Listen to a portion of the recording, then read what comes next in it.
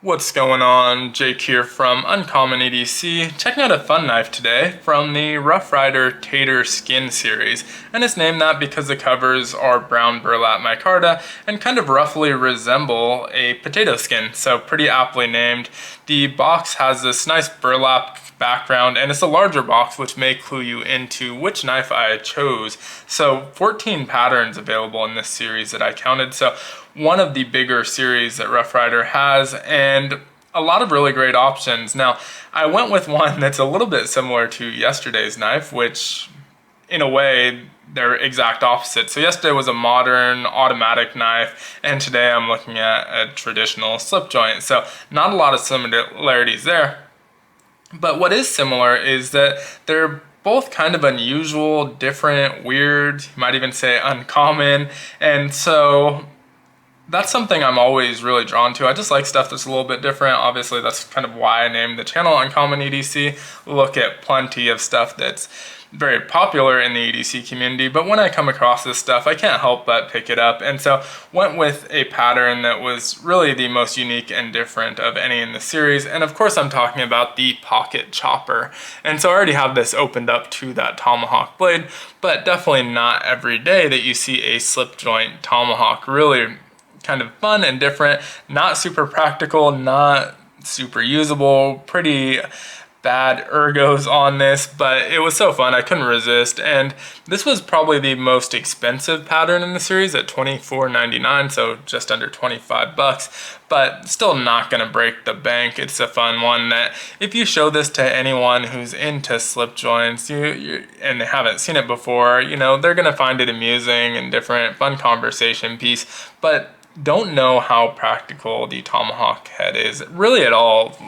I'm struggling to figure out what you would even use it for. In theory, you could break down some kindling, but I'm talking the smallest kindling, you know, small, thin branches, or you can hit it into a cardboard box. Not going to do great for breaking down cardboard, but fun to hit it, I guess. And so that's something you could do. In theory, you can maybe chop up some sausage or potatoes, and maybe that tater skin name gets a little bit more kind of on the nose, but really not the best tool for that job either. And so struggling to figure out what you would really use this for. Still think it's cool, still glad I picked it up though. Now, it is a slip joint, so this is non-locking, but really no worry about any issues with it not locking, because as you're using it, the force is really pushing it back towards this spring. And so I'd be much more worried about damaging the spring with heavy use than I would it going anywhere or cutting you, because of the way you're using it, it's going away from your hand.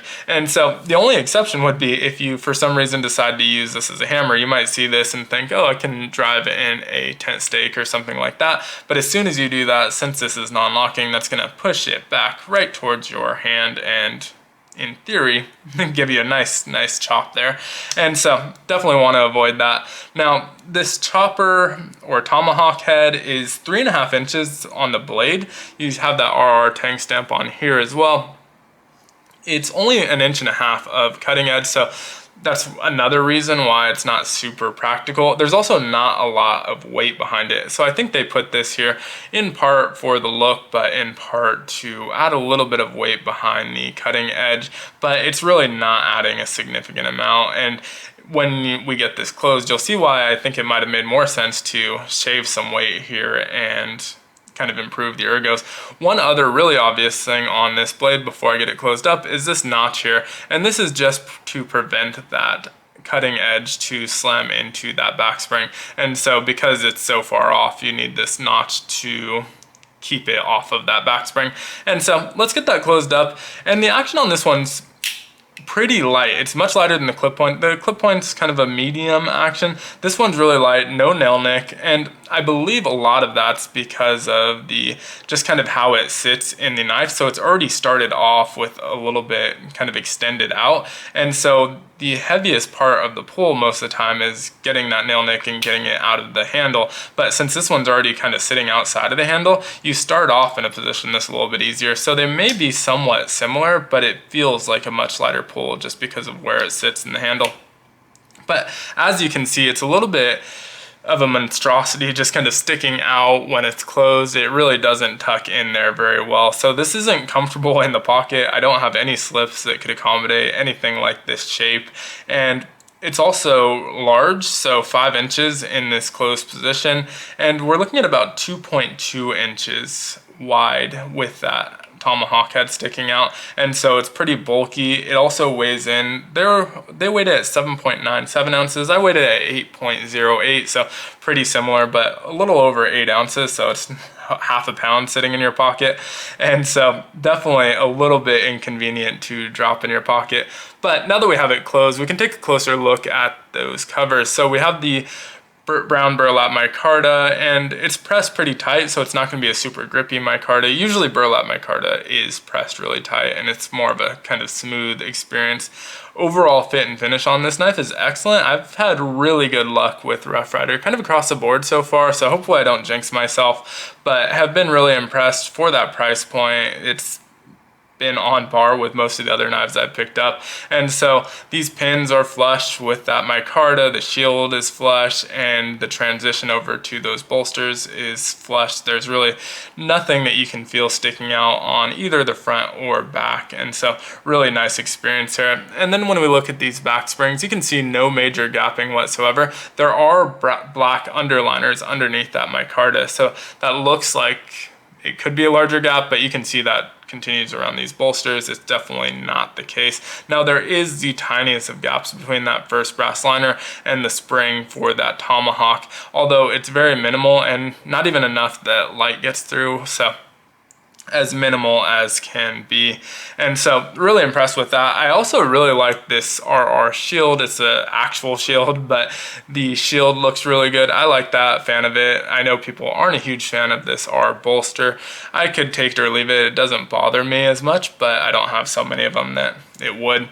Now, this clip point in here is really nice. It's a 3.25 inch clip point, dual match strike pulls. You have that same RR tang stamp with Rough Ryder underneath it, and both of those are going to be that 440 stainless, so it says 440 razor sharp steel on the back, and the model number and China. The model number is RR2339, and this is a really nice clip point blade. I like it a lot. It should be an excellent user, but because of that Tomahawk in here, it really isn't. It's uncomfortable to carry this knife. No matter how you carry it, you can get up in front of that head and feel a little bit cramped in this weird slant. It's gonna be a hot spot pretty quickly, or you can sit on top of it and just have a really wide grip, which is also uncomfortable. So there's not a comfortable way to carry this knife. I think they might have been a little bit better off shaving off the back of this Tomahawk head, which would lose that classic Tomahawk shape, but kind of shaving it off and rounding it downwards,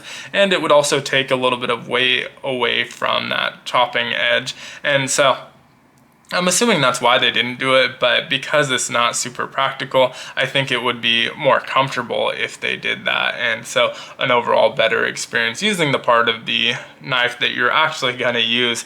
You know, this Tomahawk, like I said, doesn't have a lot of use cases, so taking off a little bit of weight behind that edge isn't gonna, you know, make or break this tool. It's just going to make the ergos a little bit better. But overall, I'm still really happy with this. It's still really cool. It puts a smile on my face, and I think a lot of people that are into knives that have never seen this, it'll put a smile on their face as well. And just a cool one. I should, and I probably will, check out something else from this series, something a little bit more traditional that I'm actually going to carry, since this one's probably not going to get a lot of pocket time unless I know I'm meeting up with some knife guys that will appreciate it, but otherwise isn't going to get a whole ton of pocket time. But let me know what you think down in the comments below if you've handled this, or any of the other Tater Skin ones, if there's any that you recommend. I don't think it's a series that I'm necessarily going to try and complete, but it's one that I'll probably pick up a couple different patterns because they have so many great selections available, and I do like this Brown Burlap Micarta quite a bit. So we'll see where that shakes out. But thanks for watching. Be sure to like, comment, subscribe, and hit the notification button if you enjoyed this video. And as always, I hope you have a great one. Take care.